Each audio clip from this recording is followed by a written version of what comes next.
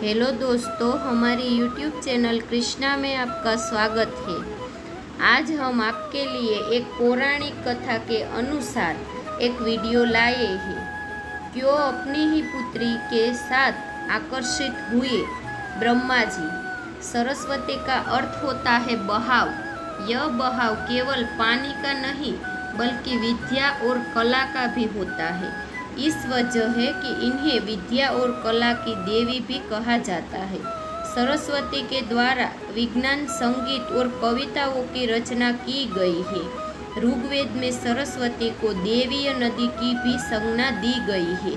साथ ही इन्हें पवित्रता और उर्वरता की देवी भी कहा गया है। सरस्वती को अन्य नामों से भी पुकारा जाता है, जैसे कि भागेश्वरी, शत्रुपा, ब्राह्मी, पृथुदर, बकदेवी, बीरज, शारदा आदि भी प्रमुख है।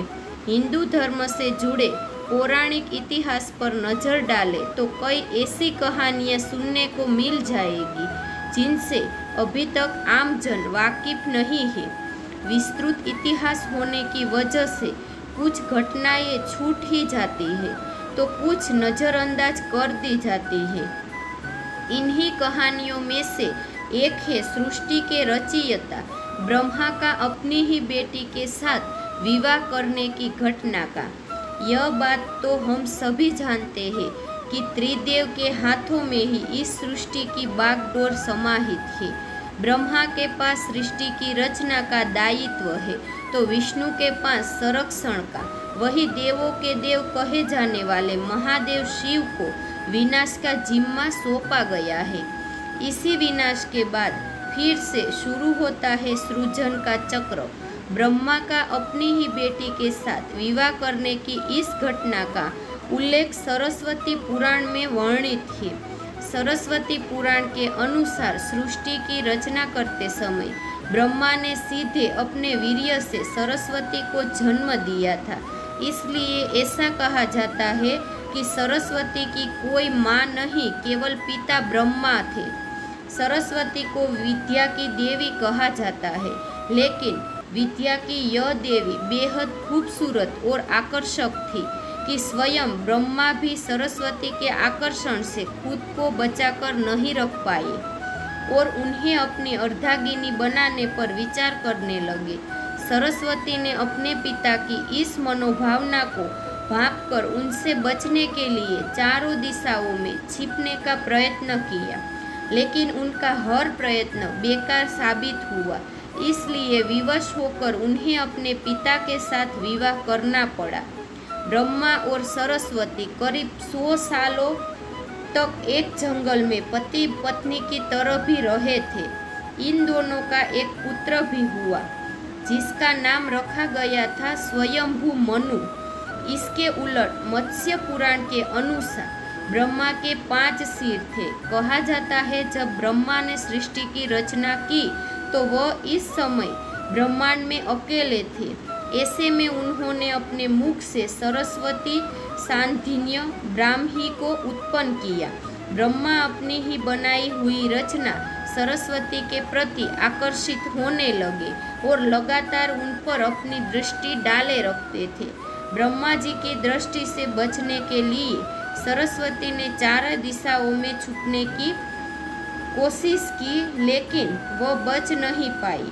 इसलिए सरस्वती आकाश में जाकर छिप गई, लेकिन अपने 5वें सिर से ब्रह्मा ने उन्हें आकाश में भी खोज निकाला और उनसे सृष्टि की रचना में सहयोग करने का निवेदन भी किया। सरस्वती से विवाह करने के पश्चात सर्वप्रथम मनु का जन्म हुआ। ब्रह्मा और सरस्वती की यह संतान मनु को पृथ्वी पर जन्म लेने वाला पहला मानव कहा जाता है। इसके अलावा मनु को वेदों, सनातन धर्म और संस्कृत समेत समस्त भाषाओं का जनक भी कहा जाता है।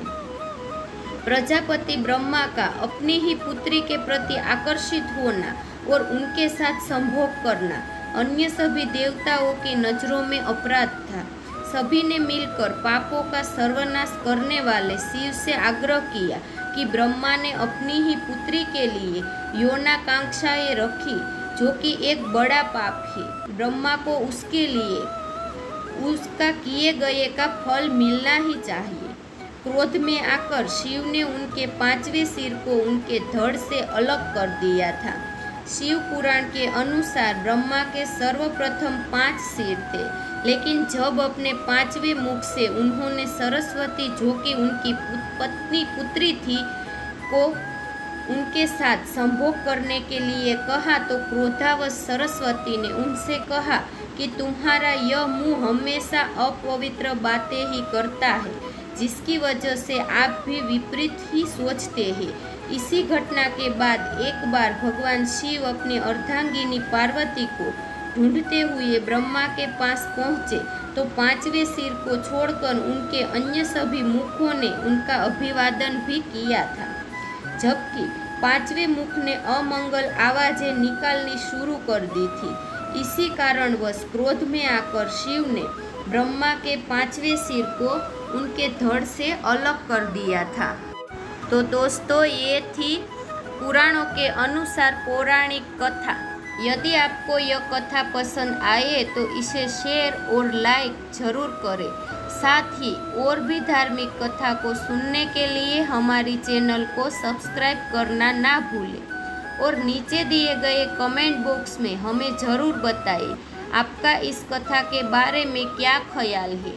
यदि कोई प्रश्न भी है तो आप हमें पूछ सकते हैं, हम आप तक सही जानकारी देने का प्रयास अवश्य करेंगे।